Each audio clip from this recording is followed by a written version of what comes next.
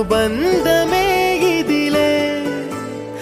వయసు మీరిన పాసమే ఒక కావ్యమైనదిలే రేపలా ఎప్పుడు కంటి పాపగ కాచులే రేపునా